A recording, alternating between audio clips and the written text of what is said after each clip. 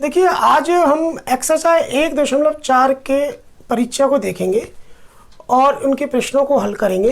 देखो आपको दिया गया है, आप इस प्रश्नावली में उत्तरोत्तर आवर्धित करके जो आपकी दशमलव संख्या लिखी हुई है उसको देखना सीखेंगे। तो देखिए किस तरीके से इसको करते हैं। इसके डायरेक्ट हम कुछ क्वेश्चन है जो आपकी बुक्स के जो दिए गए हैं, क्वेश्चन नंबर फर्स्ट और सेकंड, केवल 2 क्वेश्चन आपको दिए गए हैं। उन दोनों क्वेश्चनों को सॉल्व करते हैं। देखिए फर्स्ट क्वेश्चन आपका क्या है, फर्स्ट क्वेश्चन देखिए क्वेश्चन आपका, देखिए क्वेश्चन नंबर आपका जो फर्स्ट दिया गया है उसमें है आपके पास क्वेश्चन नंबर फर्स्ट में उत्तरोत्तर आवर्धन करके संख्या रेखा पर 3.765 को देखिए। तो इसको देखने का एक तरीका है, आपको उत्तरोत्तर आवर्धन, देखो उत्तरोत्तर आवर्धन का मतलब क्या होता है उसको देखिए। उत्तरोत्तर का मतलब होता है अधिकाधिक, मतलब अधिक से अधिक, और आवर्धन का मतलब होता है बड़ा करके। तो आपको क्या करना है, संख्या रेखा को बड़े से बड़ा करके देखना है और उस पर आपको ये देखना है कि 3.765 जो है वो कहाँ पर स्थित होगी या कहाँ पर मौजूद हो सकती है। तो देखिए इसके लिए सबसे पहले आपको एक संख्या रेखा बनाना है। देखिए ये एक संख्या रेखा है, ये आपके पास 4 और ये 1 माइनस का, ये माइनस का, तो 1-1 सेंटीमीटर की दूरी के हिसाब से हमने इसको बनाया है। अब आपको देखिए कि 3.765 जो आपको दिया गया है वो निश्चित ही 3 और 4 के मध्य मौजूद होगा। तो इस क्षेत्र को आपको आवर्धित करके देखना है, ठीक है। तो ये पहली स्टेप आपकी कंप्लीट हो गई। अब अपन को आगे चलना है। तो देखिए 3.765 मतलब 3 और 4 के बीच में तो है। अब आपको कुछ नहीं करना, एक और आवर्धन रेखा खींचनी है। देखो इस तरीके से यहाँ पर आपको, अब देखिए इनको कुछ नहीं लेना, केवल इसी चीज़ पर आपको ध्यान देना है। तो देखिए यहाँ से स्टार्ट अपन करते हैं, तो किस तरीके से करेंगे उस चीज़ को थोड़ा सा समझें। तो देखिए आप यहाँ से जब स्टार्ट करोगे तो यहाँ आपके पास यदि 3 लिखा हुआ है, या अपन 3 या 3.0 कुछ भी मान सकते हैं, कोई दिक्कत नहीं है। तो आप देखिए इनकी जो दूरियां हैं उनको आपको बराबर लेना है, और बराबर दूरी पर लेते हुए पॉइंटों को लेते हुए आपको जैसे 1-1 सेंटीमीटर का भी ले सकते हो आप, या चाहे आप कम भी ले सकते हो। तो इसके बीच में आपको टोटल 9 गैप लेना है। देखिए ये बात हमेशा ध्यान रखना, यदि आपको 10 भाग करना है किसी रेखा के तो उस पर आपको केवल 9 बिंदु ही अंकित करने पड़ेंगे। यदि किसी रेखा के 5 भाग करने हैं तो केवल 4 ही बिंदु अंकित करने की आवश्यकता पड़ती है। नहीं है, जैसे मान लीजिए इस पेन को 2 भागों में अगर बांटना है तो इसका मतलब ये नहीं कि इसको 2 टुकड़े किए जाएंगे। 2 टुकड़े करने के लिए 2 जगह से काटा जाएगा। अगर 2 टुकड़े करना है तो केवल इसको 1 जगह से काटने की आवश्यकता पड़ती है। तो जितने टुकड़े की आवश्यकता होती है उससे जस्ट 1 कम बार आपको काटना पड़ता है। या आपको 10 अगर बिंदु अंकित करने हैं या 10 भाग करने हैं तो केवल 9 बिंदुओं को अंकित करने की आवश्यकता पड़ेगी। तो इसमें आपको देखिए 9 बिंदु बीच बीच में समान दूरी पर लेना है। तो देखिए मैं इस तरीके से ये आपका 1, ये 2, 3, 4, 5, 6, 7, 8, 9, केवल 9 बिंदु, क्योंकि अंतिम उस पर आपके पास अपने आप ही कितना जाएगा, 4 आ जाएगा।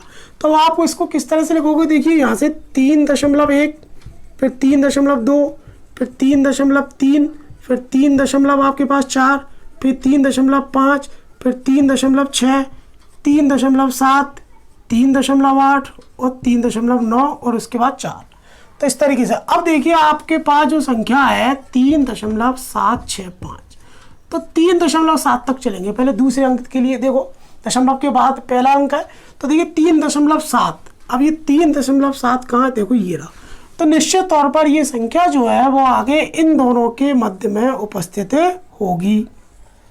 अब आपको यहाँ पर देखना है, इसके लिए फिर वही आपको एक संख्या रेखा खींचना पड़ेगा, बनाना पड़ेगा। सबसे पहले आप यहाँ पर जो बिंदु अंकित करोगे वो आपका रहेगा 3.7, ठीक है। अब वही आपको 9 बिंदु लेने हैं। देखो समान दूरी पर, ये 1 है, ये आपका दूसरा, ये तीसरा, ये चौथा, 5वां, 6वां, 7वां, 8वां, 9वां और ये फाइनली ये आपके पास आ जाएगा 3.8। अब इसको आगे इसके और भाग करने के लिए थोड़ा सा कन्फ्यूजन रहेगा, तो देखो इसके पीछे मैं लगा देता हूँ 0 और यहाँ पर भी लगा देता हूँ 0। तो इससे थोड़ा सा आपको सहूलियत हो जाएगी, आसानी हो जाएगी आगे बढ़ने के लिए। तो देखिए 3.7, 70 के बाद आप यहाँ 71 अंकों में ले रहे हैं। वैसे बोलना गलत होता है, 70 बोलना चाहिए, लेकिन अपन बोलचाल की भाषा में उपयोग में ले लेते हैं जो गलत है। तो ये आपके पास 3.72, ये 3.73, ये 3.74, ये 3.75, ये 3.76, ये 3.77, ये 3.78, ये 3.79 और फिर आपका 3.80। अब आपको देखिए तीसरा अंक था तो 3.76, तो कहाँ पर मिलेगा आपको, देखो 3.76 ये रहा। तो इसके आगे का मतलब अब ये जो संख्या है वो इन दोनों के बीच में मौजूद हो सकती है। उसके बाद देखिए नेक्स्ट और एक और बार आपको संख्या रेखा बनानी पड़ेगी। एक संख्या रेखा और बना लेते हैं। देखिए अब अपन, और यहाँ पर ही वही आपके पास ये पहला बिंदु आपको लेना है 3.76, तो 3 आपके पास 76। उसके बाद देखिए वही 9 बिंदु आपको लेना है, तो ये आपका पहला, ये दूसरा बिंदु, ये तीसरा बिंदु, ये चौथा बिंदु, ये 5वां, छठा, 7वां, 8वां, 9वां और 10वां बिंदु लेने की आवश्यकता नहीं है, क्योंकि मेन मूल जो है आपका 3.77 यहाँ पर मौजूद आएगा। तो देखिए इसको भी नंबरिंग करने में आपको थोड़ी सी तकलीफ हो सकती है, तो आप ऐसा करते हैं कि इसके पीछे एक 0 लगा देते हैं, जिससे आपको बड़ी आसानी से इसको समझ सकते हो आप।